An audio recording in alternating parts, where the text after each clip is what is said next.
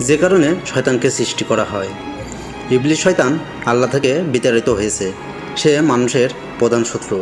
সৃষ্টি জগতের অধিকাংশ মাখলুক তাকে ঘৃণা করে।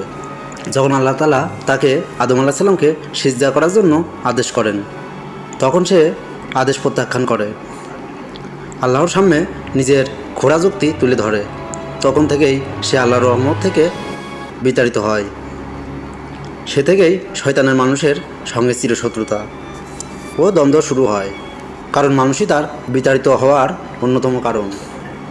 সে আদম আলাইহিস সালাম ও হাওয়া আলাইহিস সালামকে ধোঁকা দিয়ে জান্নাত থেকে বের করেছে। শয়তানের প্রধান কাজ মানুষকে ধোঁকা দেওয়া, কুমন্ত্রণা দেওয়া, খারাপ ও হারাম কাজকে সুন্দরভাবে উপস্থাপন করা, প্রবৃত্তির অনুসরণ শিক্ষা দেওয়া, এগুলোই তার প্রধান কাজ। মানুষ এইসব কাজ করলে আল্লাহ তাআলা মানুষের ওপর ক্রন্দিবোধ হবেন। মানুষ আল্লাহর নাফরমানির ক্ষেত্রে শয়তানের সম্মান হয়ে যাবে। এজন্য শয়তান প্রতিনিয়ত এইসব করে প্রতিশোধ নেওয়ার জন্য মানুষকে এভাবেই বিভ্রান্ত করে চলে। এটা তার প্রধান কাজ ও মিশন।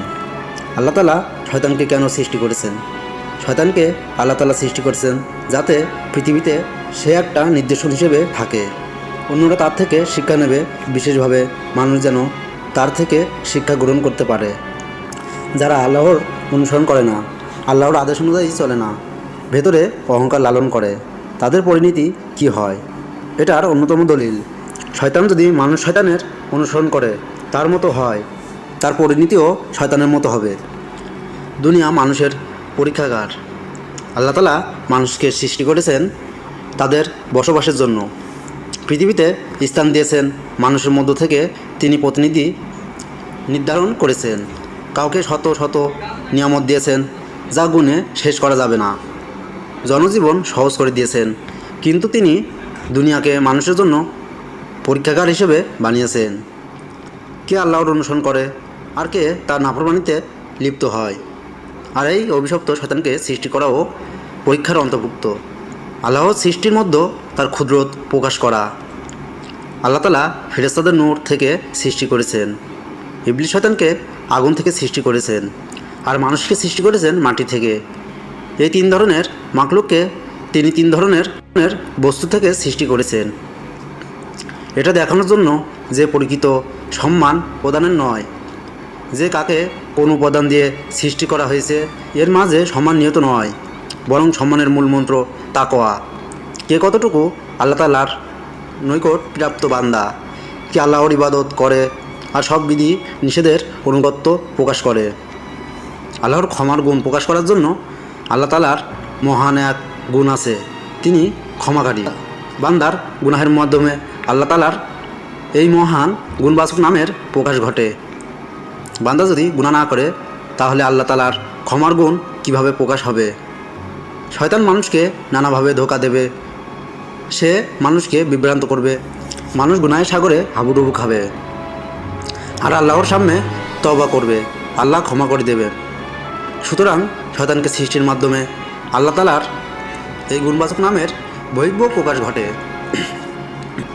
বেশি নৈকট্য অর্জন করার জন্য শয়তানের মাধ্যমে বান্দা আল্লাহ তাআলার বেশি নৈকট্য অর্জন করতে পারে। তাই এভাবে শয়তান ধোঁকা দেওয়ার ভয়ে প্রকৃত মুমিন আল্লাহ তাআলার কাছে বেশি প্রার্থনা করবে এবং শয়তানের সঙ্গে লড়াই করে যুদ্ধে জয়ী হবে। এই কষ্টের পরে আল্লাহ তাআলা তাকে বেশি সওয়াব দান করবেন। পাশাপাশি একজন মুমিন সবসময় তার ভেতরে ভয় কাজ করবে, যে কোনো মুহূর্তে শয়তান তাকে ধোঁকা দিয়ে দিতে পারে। তখন সেও আল্লাহর রহমত থেকে বিতাড়িত হবে। এ কারণে সর্বদা আল্লাহর পথে অভিমুখ থাকবে। তাছাড়া আল্লাহর কাছে সবর, তাওয়াক্কুল, আল্লাহর প্রতি সন্তুষ্ট থাকা, এগুলো অনেক প্রিয় জিনিস। আর এসব প্রিয় জিনিস তখনই সম্ভব হবে যখন মনের সঙ্গে মানুষ যুদ্ধ করবে, আর এসব করার জন্য মনকে শয়তান প্ররোচনা দিয়ে থাকে। আর শয়তানের মাধ্যমে এসব গুণে একজন মুমিন উত্তীর্ণ হবে। ফেরেশতারা শিক্ষা লাভ করবে। পৃথিবীতে ফেরেশতাদের মাধ্যমে আল্লাহ তাআলা অনেক বড় বড় কাজ সম্পাদন করেন। শয়তান আল্লাহ তাআলার একটি মাত্র আদেশ অমান্য করার কারণে বিতাড়িত হয়েছে। এখান থেকে অন্য বড় বড় ফেরেশতা শিক্ষা লাভ করবে যে আল্লাহ তাআলার কথা না মানলে কী ধরনের শাস্তি আসতে পারে। ভবিষ্যতে আল্লাহ তাআলার কোনো কাজে অবদ্ধতা প্রকাশ করবে না, তাদের ভেতরে অন্যরকম ভয় কাজ করবে। ভালো মন্দ নিরূপণ। আল্লাহ তাআলা আমাদের দুনিয়াতে পাঠিয়েছেন এবং বলেছেন এখানে কে ভালো কে মন্দ এটা যাচাই করবেন, যাচাইয়ের প্রক্রিয়া কী হবে। আল্লাহ তাআলা শয়তানকে সৃষ্টি করে ভালো মন্দকে এর মাধ্যমে যাচাই করেছেন। যারা তার অনুসরণ করবে তারা মন্দ, আর যারা করবে না তারা ভালো। আর মন্দ ছাড়া ভালো জিনিস নির্ণয় করা যায় না, বা ভালো জিনিসের কদর বোঝে না। আল্লাহ বলেন আল্লাহ এরূপ করতে পারেন না যে তোমরা এখন যে অবস্থায় আছো মুমিনদের সে অবস্থায় রেখে দেবেন যতক্ষণ না তিনি পবিত্র হতে অপবিত্রকে পার্থক্য করে দেন।